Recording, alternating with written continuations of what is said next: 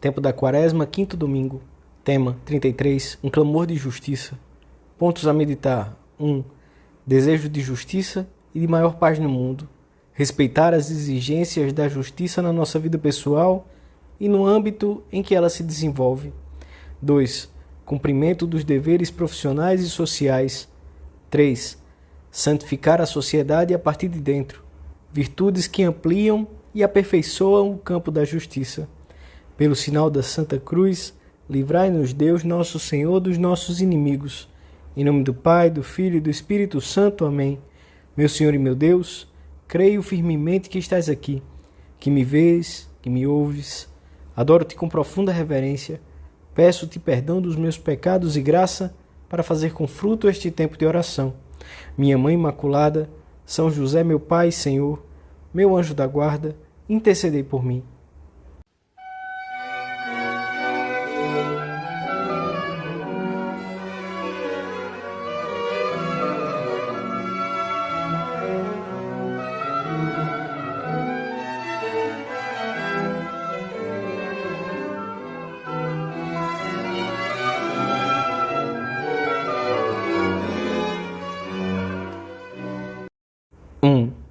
Fazei-me justiça, ó Deus, e defendei a minha causa. Pois vós, ó meu Deus, sois a minha fortaleza. Rezamos na antífona de entrada da missa. Grande parte da humanidade clama aos brados por uma maior justiça, por uma paz melhor, assegurada no ambiente de respeito mútuo entre os homens e entre os povos. Este desejo de construir um mundo mais justo, em que se respeite mais o homem criado por Deus à sua imagem e semelhança, é parte fundamental da fome e sede de justiça que deve palpitar no coração cristão. Toda a pregação de Jesus Cristo é um apelo à justiça, na sua plenitude, sem reducionismos, e à misericórdia. O próprio Senhor condena os fariseus que devoram as casas das viúvas enquanto fingem longas orações.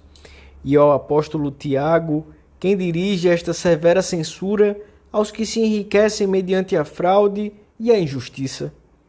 As vossas riquezas estão podres, eis que brada aos céus o salário que defraudastes aos trabalhadores que ceifavam os vossos campos, e os gritos dos ceifadores chegaram aos ouvidos do Senhor dos Exércitos.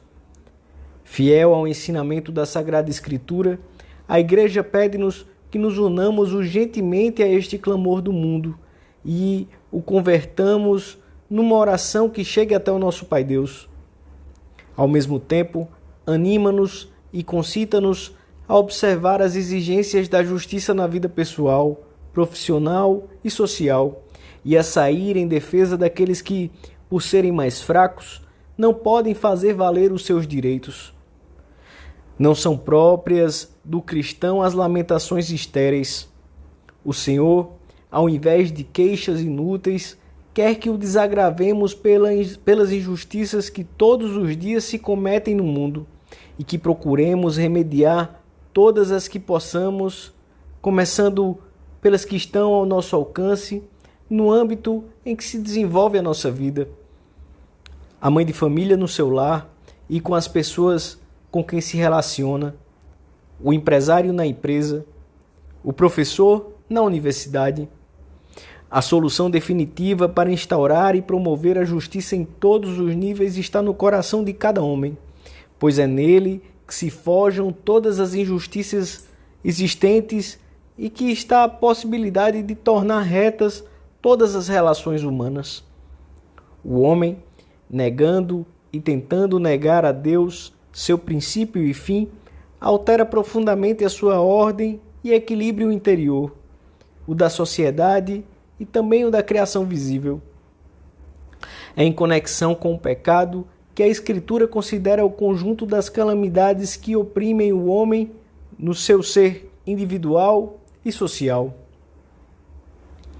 Por isso, nós cristãos não podemos esquecer que, quando mediante o apostolado pessoal, aproximamos os homens de Deus, estamos construindo um mundo mais justo, mais humano.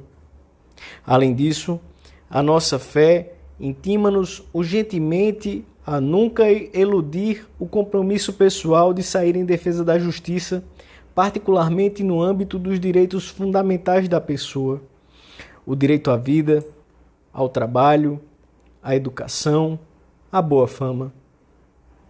Cumpre-nos defender o direito que todos os homens têm de viver, de possuir o necessário para desenvolver uma existência digna, de trabalhar e descansar, de escolher o seu estado, de formar um lar, de trazer filhos ao mundo dentro do matrimônio e de poder educá-los, de passar serenamente o tempo da doença ou da velhice, de ter acesso à cultura, de associar-se com os demais cidadãos para atingir fins lícitos e, em primeiro lugar, de conhecer e amar a Deus com plena liberdade.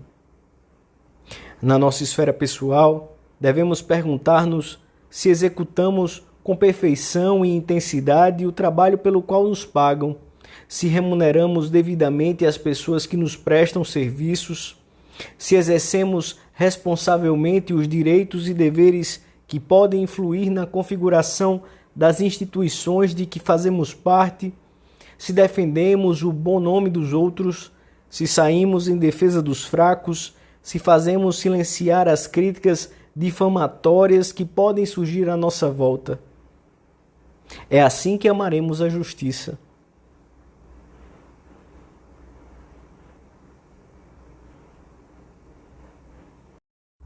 Dois, os deveres profissionais são um campo excelente para vivermos a virtude da justiça. Dar a cada um que é seu, característica própria dessa virtude, significa, neste caso, cumprir aquilo a que nos comprometemos. O patrão, a dona de casa, o chefe, obrigam-se a remunerar as pessoas que trabalham às suas ordens de acordo com as leis civis justas e com os ditames de uma consciência reta, que muitas vezes irá mais longe que a própria lei. Por seu turno, os operários e empregados têm o grave dever de trabalhar responsavelmente, com espírito profissional, aproveitando o tempo. A laboriosidade apresenta-se assim como uma manifestação prática da justiça. Não acredito na justiça dos folgazões, porque com o seu doce far niente, como dizem na minha querida Itália, faltam, e às vezes de modo grave, ao mais fundamental dos princípios da equidade, o do trabalho. O mesmo princípio se pode aplicar aos estudantes. Têm o grave dever de estudar, é o seu trabalho, e contraíram uma obrigação de justiça para com a família e a sociedade, que os sustentam economicamente para que se preparem e possam vir a prestar serviços eficazes. Os deveres profissionais são, por outro lado, o caminho mais à mão com que contamos ordinariamente para colaborar na resolução dos problemas sociais e para intervir na construção de um mundo mais justo. No seu desejo de construir esse mundo, o cristão deve ser exemplar no cumprimento das legítimas leis civis, porque, se essas leis são justas, são queridas por Deus e constituem a base da própria convivência humana. Como cidadãos correntes que são, os cristãos devem ser exemplares no pagamento dos impostos justos, necessários para que a sociedade organizada possa chegar aonde o indivíduo pessoalmente seria ineficaz. Pagai a todos o que lhes é devido. A quem imposto, imposto. A quem tributo, tributo. A quem respeito, respeito. A quem honra, honra. É necessário, pois, submeter-se não só por temor do castigo, mas por dever de consciência. Assim viveram os cristãos desde o começo as suas obrigações sociais, mesmo no meio das perseguições e do paganismo dos poderes públicos.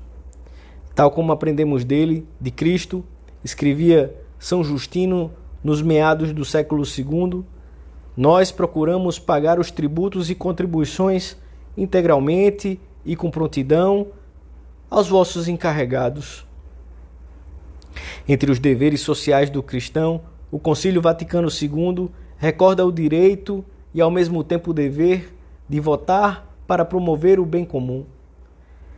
Desinteressar-se de manifestar a própria opinião nos diferentes níveis em que devemos exercer os nossos direitos sociais e cívicos seria uma falta contra a justiça, às vezes grave, se essa abstenção favorecesse candidaturas tanto na composição dos parlamentos como na das associações de pais e mestres de um colégio, na direção de uma escola profissional, etc., cujo programa se opusesse aos princípios da doutrina cristã. Com maior razão, seria uma irresponsabilidade e talvez uma grave falta contra a justiça apoiar organizações ou pessoas que não respeitassem na sua atuação os fundamentos da lei natural e da dignidade humana: aborto, divórcio, liberdade de ensino, respeito à família.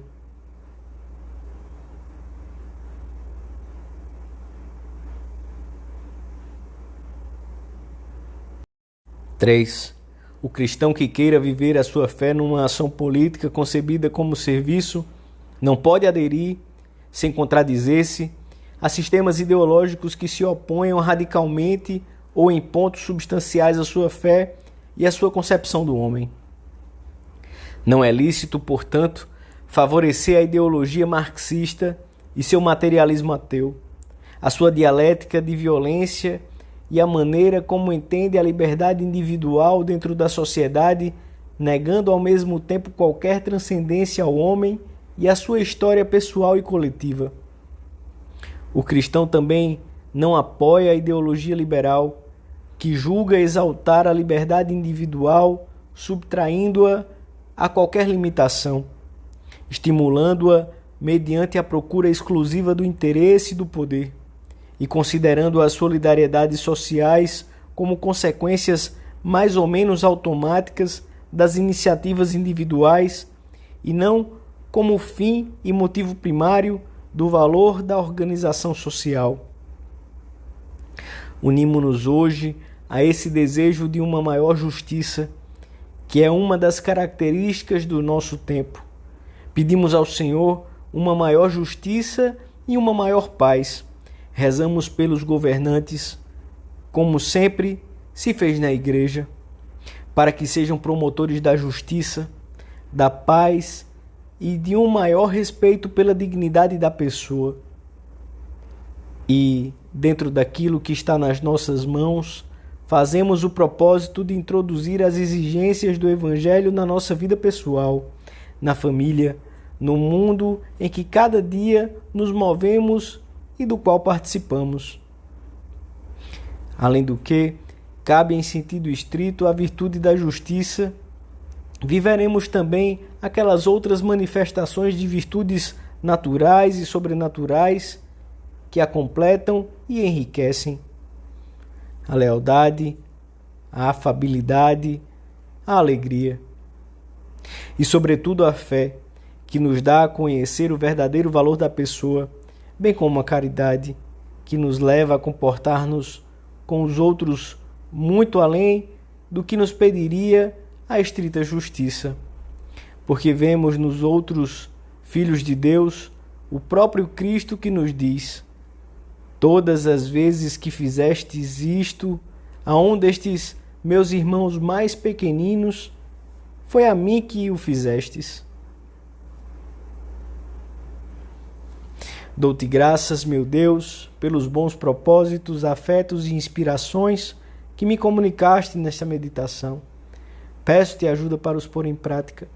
Minha Mãe Imaculada, São José, meu Pai e Senhor, meu anjo da guarda, intercedei por mim.